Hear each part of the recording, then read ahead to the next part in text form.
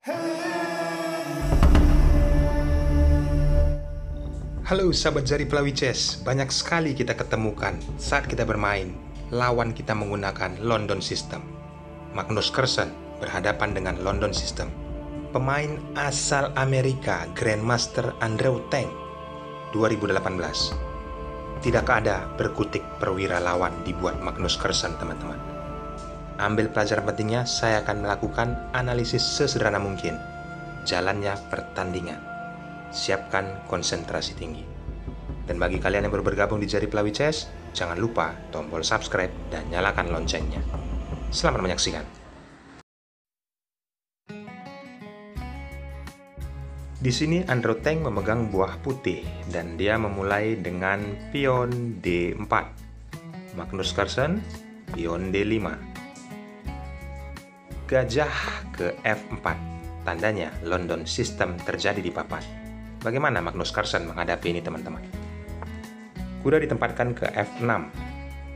Di sini putih langkah rumusan London System pion E3 dan hitam pion E6. Berikutnya putih pengembangan kuda ke F3 dan Magnus Carlsen mengeluarkan gajah ke D6. Persiapan rokade saya beraja. Di sini mengajak pertukaran, gajah diinginkan oleh Magnus Carlsen dan dimundurkan. Apabila ini dimakan, teman-teman, sangat diuntungkan oleh putih. Alternatif kedua yang diambil oleh Andrew Tang. Dengan kondisi seperti ini, menaikkan kuda. Apabila gajah dipukul, maka pion kembali akan memukul gajah. Putih akan unggul di petak E5. Tentu saja, ini tidak diinginkan oleh Magnus Carlsen. Maka setelah kuda ke D2, dia pion B6. Tujuannya jelas agar gajah bisa aktif ke A6 mengajak pertukaran gajah. Setelah putih penempatan gajah ke D3, Magnus Carlsen mengamankan rajanya. Rokade sayap raja yang dipilihnya. Apa selanjutnya, teman-teman? Setelah langkah kuda ke E5 oleh Andrew Tang, Magnus Carlsen pion C5 mengajak pertukaran. Di sini terlihat jelas, teman-teman. Setelah menteri ditempatkan ke F3 oleh putih, lagi-lagi Magnus Carlsen menghambat semuanya menjadi lebih aman. Penempatan menteri ke C7 dan langkah rumusan London System pion C3 menjaga posisi pion di D4. Berikutnya mematahkan serangan brutal dari putih, mengajak pertukaran. Ini harus dilakukan oleh Magnus Carlsen dan tidak banyak pilihan untuk Andrew Tang. Karena apa, teman-teman? Jika dia menolaknya, maka jelas Raja Putih tidak bisa melakukan rokade sayap raja. Kita kembali. Di sini putih menukarkan gajahnya dan gajah dipukul oleh kuda. Sudah tumpul serangan dari putih dan dia pun melakukan rokade sayap raja. Seterusnya Magnus Carlsen melancarkan aksinya, teman-teman. Penempatan menteri ke B7. Berharap agar bisa menukarkan menterinya juga. Andrew Tang kuda ke G4 mengajak pertukaran dua perwira. Jawaban Magnus Carlsen sederhana, teman-teman. Penempatan gajah ke E7. Saat putih pukul kuda dengan kuda, kuda dipukul dengan gajah. Semakin lebih aman untuk hitam. Putih penempatan kuda ke C4 mengambil kotak yang paling strategis ke E5. Setelah gajah mundur ke E7, putih penempatan kuda ke E5. Berikutnya, Magnus Carlsen menaikkan pion karena kuda ini tidak nyaman, teman-teman. Dan kuda kembali ke C4. Next, apa langkah terbaik dari hitam? Yaps, penempatan menteri ke D7. Langsung mengancam posisi kuda, teman-teman, karena tadi posisi menteri tidak terjaga. Dan kuda dipukul mundur ke D2. Semua serangan tumpul pada saat lagi pion dinaikkan ke E5. Dan di sini gajah mundur ke G3. Karena apabila teman-teman pion tersebut dipukul dengan pion, maka inilah yang akan terjadi.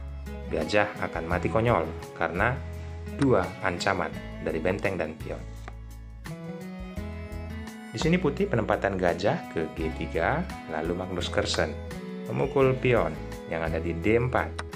Pion tersebut disambut, dan pion maju ke E4 mengancam menteri.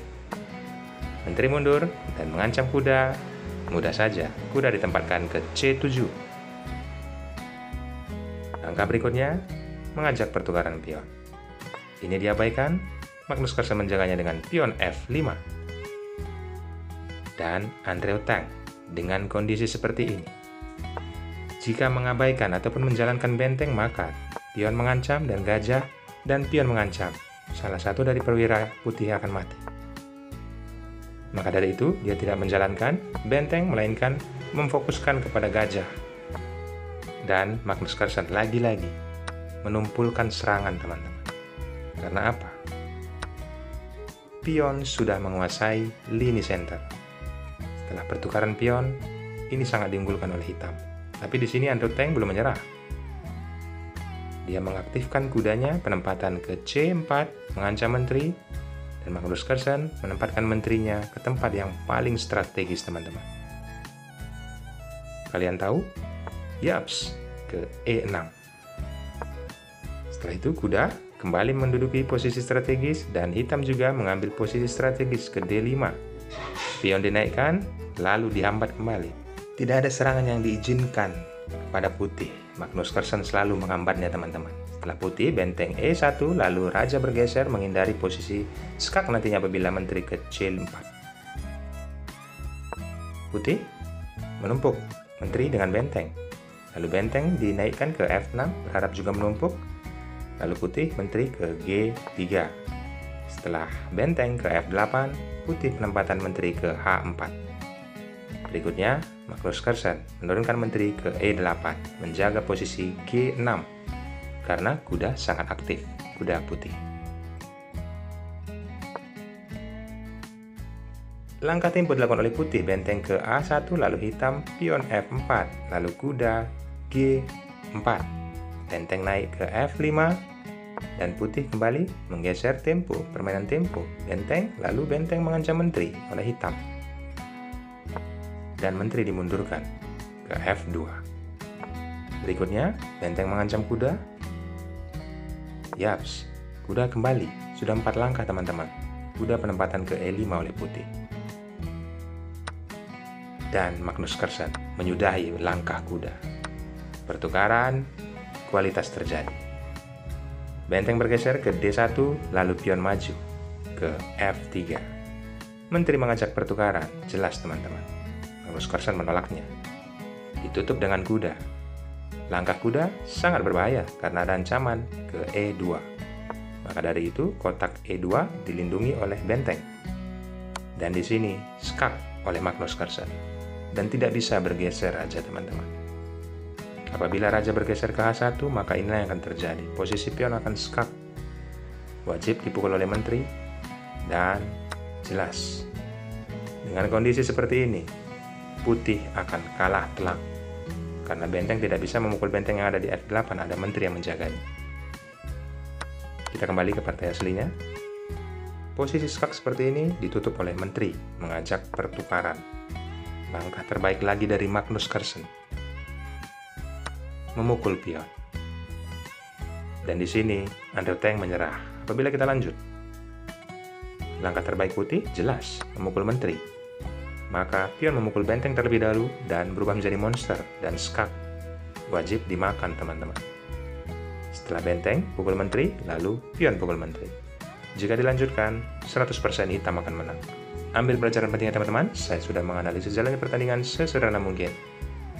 Ucapkan terima kasih dengan cara subscribe dan nyalakan loncengnya. Bye-bye.